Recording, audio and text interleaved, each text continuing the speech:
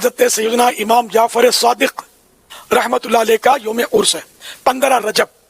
تو اس میں عاشقان صحابہ و اہل بیت خصوصیت کے ساتھ کھیر پوری کی نیاز کرتے ہیں، جس کو کنڈے کی نیاز بھی بولتے ہیں. میری یہ خواہش ہے کہ 15 رجب المرجب 15ویں رات گھر گھر گلی گلی مسجد مسجد کھیر پوری کی نیاز ہو، کیونکہ شیطان ان کاموں سے روکتا ہے. کہاں دلیل، کیا دلیل؟ تو شیطان کو کرنا ہے ذلیل، اور گلی گلی مسجد مسجد ہم نے کرنی ہے کھیر پوری کی نیاز عز و جل. یہ جس طریقے سے کئی کہانیاں چل رہی ہیں نا، یہ کنڈے بھی ایک کہانی ہے. اور ظاہر ہے جب بھی کوئی کہانی لانچ کرنی ہوتی ہے امت کے اندر کسی بڑی پرسنالٹی کے ساتھ اسے منسوب کیا جاتا ہے. تو یہ کنڈے منسوب کیے ہیں انہوں نے سیدنا امام جعفر بن محمد باقر بن علی بن حسین بن علی علیہم السلام اجمعین، المتوفى 148 ہجری. وہ کہتے ہیں امام جعفر کسی کو خواب میں آئے تھے، انہوں نے بشارت دی تھی کہ جو رجب کے کنڈے کرے گا تو اس کے لیے یہ بشارتیں ہوں گی. یہ تو سٹارٹ ہی خواب سے ہو رہا ہے، اس کا دین کے ساتھ کوئی لینا دینا نہیں، نہ امام جعفر کے ساتھ کوئی لینا دینا ہے. یہ وہ ایک پراپوگنڈا جو شیعہ کے ہاں چلا اور وہ کنڈے چل رہے ہیں.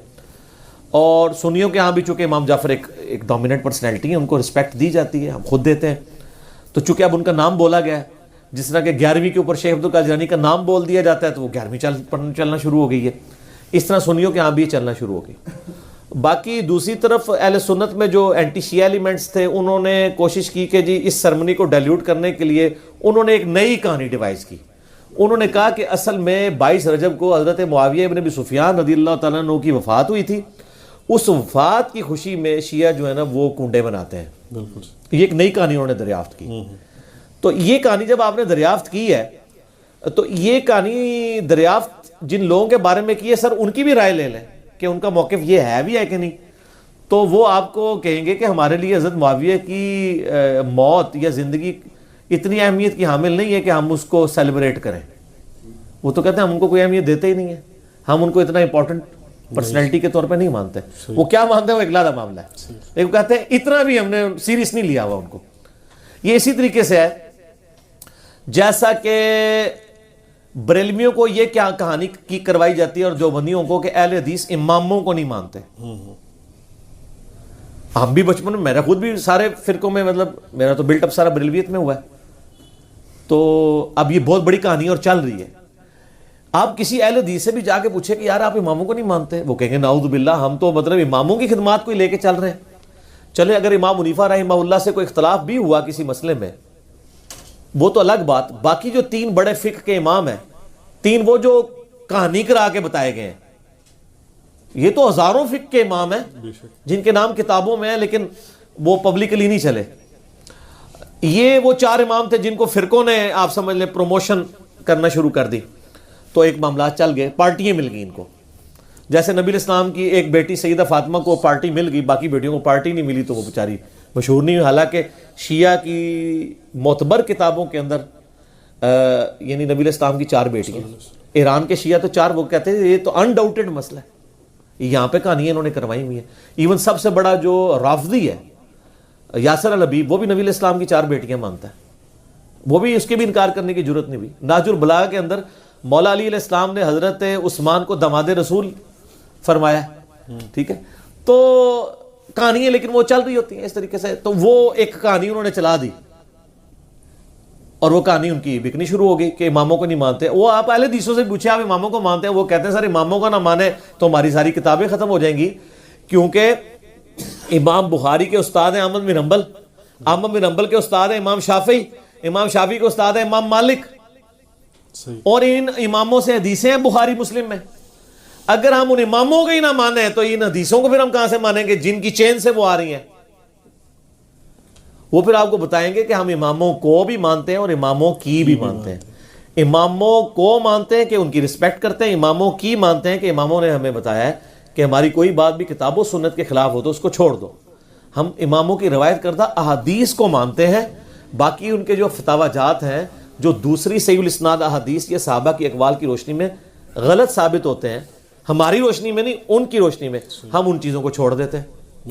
تو اسی طریقے سے شیعہ کے بارے میں کہانی کرا دی. وہ حضرت معاویہ کی ڈیتھ کا دن منا رہے ہیں اور یہ سنی بھی ان کے دیکھا دیکھے شروع ہو گیا، ان کا اور چل رہا ہے. یہ اصالہ ثواب کے معاملے میں میرا بالکل کیٹاگوریکل ایک اوپینین ہے, لاکھوں لوگوں نے یوٹیوب پہ میری ویڈیو دیکھی ہے, مسئلہ نمبر 74. آپ اصال ثواب لکھیں یوٹیوب پہ, ٹاپ آف لسٹ میری وہ ویڈیو کھل جائے گی, اس میں میں نے ساری چیزیں بتائی ہیں. 11ویں ہو, میلاد ہو, محرم کی نیاز ہو, یا آپ کی یہ رجب کے کنڈے ہوں, ان ساروں کے بارے میں کہ یہ سب کی سب ایکٹیویٹیز دین میں خود سے داخل کی گئی ہیں. ہم ان کو کفر و شرک والا معاملہ نہیں کہتے, لیکن بدعات تو ہیں. اب رہ گیا مسئلہ کہ اس طرح کی ایکٹیویٹیز میں جو کھانا ہے وہ حلال ہے یا حرام ہے. وہ بھی میں نے اس کے اندر بتایا ہوا ہے کہ کھانے کو حرام کہنے کے لیے یہ چیز ضروری ہے کہ آپ پہلے اس کی حرمت ثابت کریں. اس میں 2 طریقے ہیں, یا تو وہ چیز جو پکائی جا رہی ہے وہ حرام ہو, کو خنزیر بنا دیتا ہے تو حرام ہے, یا چیز تو پاک تھی لیکن اس کے ذبح کے وقت زبر کے ساتھ غیر اللہ کا نام لیا گیا, تو وہ پھر بھی حرام ہو جائے گی.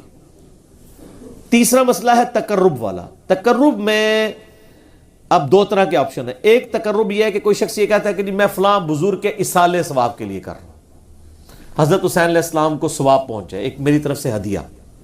تو اس کے معاملے میں بھی ایسا کوئی سختی والا معاملہ نہیں ہے. لیکن اگر کوئی تقرب یہ کر رہا ہے کہ یہ سال ثواب ان کو پہنچے اور وہ میرے مشکل کشا ہے اور اس کے بدلے میں یہ میری مصیبت حل کر دیں گے, تو وہ تو نیاز کے بغیر ہی عقیدہ شرک ہے.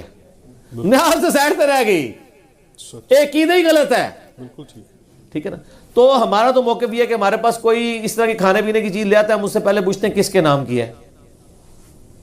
اگر وہ کہتا ہے اللہ کے نام کی ہے تو بسم اللہ پڑھ کے کھا لیں. اگر وہ کہتا ہے یہ فلاں بزرگ کی ہے تو اسے پوچھے یہ بزرگ کے نام سے مراد آپ کیا لے رہے ہیں, کیا ان کی رضا کی خاطر ہے, ان کے نام کا ذبیح ہے؟ تو سر یہ کوئی بھی نہیں آپ کو کہے گا. کوئی جاہل کہہ دے تو کہہ دے, وہ کہے گا نہیں اللہ کا نام دیا ثواب پہنچانا ہے انہوں نے. اچھا جی, پھر زیادہ وہم نکالنا ہے تو آپ پوچھ لیں کہ ثواب پہنچا کے کڈنا کہ جے وچوں جے تسی واقعی کھانا نہیں کھانا تے, جے کھانا کھانا تے ایتھے تک ہی سوال رکھو, زیادہ غلوف نہ کریں آپ کیونکہ غلوف کریں گے نا تو معاملات بگڑیں گے. اور یہ میں آپ کو اپنی طرف سے نہیں بتا رہا. صحیح بخاری میں سیدہ عائشہ نے نبی علیہ السلام سے پوچھا یا رسول اللہ علیہ وسلم یہ کچھ نیو مسلم ہے, ہمیں نہیں پتا انہوں نے ذبیحہ صحیح کیا ہوا یا نہیں کیا, تو یہ جب کوئی اس طرح کی گفٹ لے کے آتے ہیں ہم کیا کریں؟ آپ نے فرمایا بسم اللہ پڑھ کے کھا لیا کرو. اللہ اکبر. اللہ آپ نے کہا کہ بلاؤ, آپ یہ بھی کہہ سکتے تھے حلف دلواؤ, یہ وہ وہم نکالا کہ مسلمان کا ذبیحہ ہے نا تو حسن ظن رکھو, زیادہ نٹی گریٹیز میں نہ پڑھو. سبحان اللہ. ٹھیک ہے نا. اس کا غلط رزلٹ بھی نکال لیا یوسف القرداوی صاحب نے. انہوں نے وہ اسلام میں حلال و حرام ایک کتاب لکھی, اس میں انہوں نے لکھا کہ یہ جو غیر مسلموں کے بھی جو ذبیحے چل رہے ہیں نا, اور جو KFC میکڈونلڈ چل رہے ہیں, جو ڈیفینیٹلی ذبیحے ہے ہی نہیں ہے, وہ اللہ کے نام کے کیا, وہ تو مطلب بالکل ذبح والا معاملہ ہی اس کے اندر اس طریقے سے نہیں ہے, نہ وہ اللہ کا نام لیتے ہیں. وہ کہتے ہیں بسم اللہ پڑھ کے آپ کھا سکتے ہیں, اور اس حدیث سے پلی لی. تو میں نے ان کا بھی رد کیا کہ سر ایڈی بھی کھلی چھوٹی نہ دو, مسلمان کا ذبیحہ ہے نا اس کے اوپر آپ کو وہم نہیں کرنا چاہیے اگر وہ مسلمان ہے. اب وہ اگلا مسئلہ شروع ہو جائے گا کہ وہ بریلوی ہے, دیوبندی ہے, اہل حدیث ہے, شیعہ ہے. یہ نئی کہانی کرنے کی ضرورت نہیں ہے. اہل کتاب کا ذبیحہ بھی حلال ہے. تو اگر آپ ایک دوسرے کو مسلمان ماننے کے لیے تیار نہیں, چلو اہل کتاب ہی مان لو.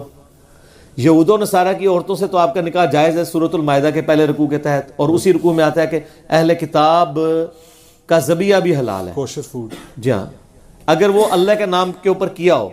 تو اگر یہود و نصارہ کا اللہ کے نام کا ذبیحہ حلال ہے, تو جو آپ کے اپنے اہل کتاب ہیں قرآن کے فائنل ٹیسٹمنٹ کے ماننے والے, وہ تو old testament new testament tempered form میں مان رہے ہیں, اور وہ اتنے ظالم ہیں کہ نبی علیہ السلام کو وہ دجال سمجھتے ہیں, نعوذ باللہ. ظاہر ہے پیغمبر نہیں مان رہے, تو جب آپ کسی کو پیغمبر نہیں مان رہے, جیسے ہم غلام احمد قادیانی کو پیغمبر نہیں مانتے, تو کیا سمجھتے ہیں؟ دجال کے اس نے دجل کیا ہے, جھوٹ بولا ہے.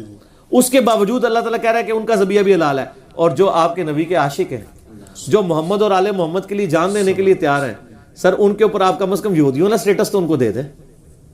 ٹھیک ہے, بالکل. تو وہ آپ دینے کے لیے تیار نہیں ہے. اسی پہ میرا ایک کلپ بھی ہے, وہ کیا سنی شیعہ کا نکاح ہو سکتا ہے, اس کا بھی پھر اتنا مذاق اڑاتے ہیں. سر میں نے تو کہانی الٹ دی ہے نا, میں نے سوال کرنے والے سے یہ میرا کلپ بلاک, میں نے کہا یہ سوال نہ کریں سنی شیعہ کا, آپ یہ پوچھیں سنی کا بھی نکاح ہو سکتا ہے کہ نہیں. کیونکہ اگر سنی حنفی ہے تو وہ یا سنی حنفی دیوبندی ہوگا یا سنی حنفی بریلوی ہوگا, تو ہے تو دونوں سنی نا.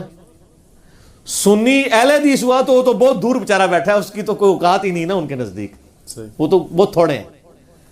تو وہ آپ دیکھ لیں, احمد بریلوی صاحب نے فتاوی رضویہ میں لکھا ہے کہ دیوبند اور اہل حدیث کی مسجدیں مثل گرجا کے ہیں، ان میں نماز پڑھنا مکروہ تحریمی اور واجب الاعادہ ہے۔ اور سر آپ کو کبھی میں احکام شریعت ان کی اور ملفوظات میں سے دیوبند اور اہل حدیث کے بارے میں ان کے جو فتوے پڑھ کے سناؤں نا، تو وہ آج یقین کریں آپ کے کانوں سے دھواں نکلنا شروع ہو جائے۔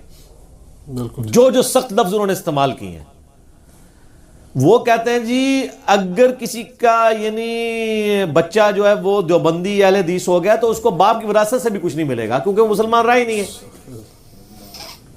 اللہ اکبر۔ جی سر، ظاہر ہے جب آپ نے ایک اصول کھڑا کیا اس کی کورالریز پھر یہی نکلیں گی۔ حسام الارمین میں لکھا ہے نا انہوں نے کہ چوتھا فرقہ وہابیہ شیطانیہ جو شیطان لعین آفاق کے فالورز ہیں، جیسا کہ روافظ جو ہیں وہ شیطان اتاق کے فالور ہیں۔ پھر آگے جا کے لکھتے ہیں کہ ان تمام لوگوں کے کفر میں شک کرنے والا بھی کافر ہے، اور اس پہ اجماع ہے کہ سب کے سب مرتد اور خارج اسلام ہے۔ جب مرتد بھی ہو گئے، خارج اسلام بھی ہو گئے، آپ نکاح کی سوچ رہے ہیں، وہ تو آپ کو یہ کہہ رہے ہیں کہ آپ نعرے تکبیر پڑھ کے ان پہ چڑھ دوڑیں۔ یہ اور یہی حال ادھر بھی، آپ المحند المفند میں لکھا ہے کہ جو بریلوی ہیں وہ ایک شیطانی لشکر ہے جو ہم پہ حملہ آور ہو گیا، جس طرح کے شیاطین انبیاء پر حملہ آور ہوتے تھے۔ مجھے بعض لوگوں نے کہا جی یہ تو ذرا سافٹ ورڈز ہیں، انہوں نے شیطان ہی کہا ہے نا بریلویوں کو، احمد بریلوی تو بہت آگے گئے ہیں۔ سر یہ احمد بریلوی سے 4 ہاتھ آگے گئے ہیں، آپ کو پتہ نہیں چلا، ہم آپ کو انجینئرنگ کر کے بتاتے ہیں۔ انہوں نے لکھا ہے کہ یہ شیاطین اس طریقے سے حملہ آور ہوئے ہیں ہمارے علماء دیوبند پہ، اور ساتھ رضی اللہ عنہم بھی لکھا ہوا ہے علماء دیوبند کو، جس طرح انبیاء پر شیاطین حملہ آور ہوتے تھے۔ انبیاء پہ جو شیاطین حملہ آور ہوتے تھے وہ مسلمان شیاطین ہوتے تھے۔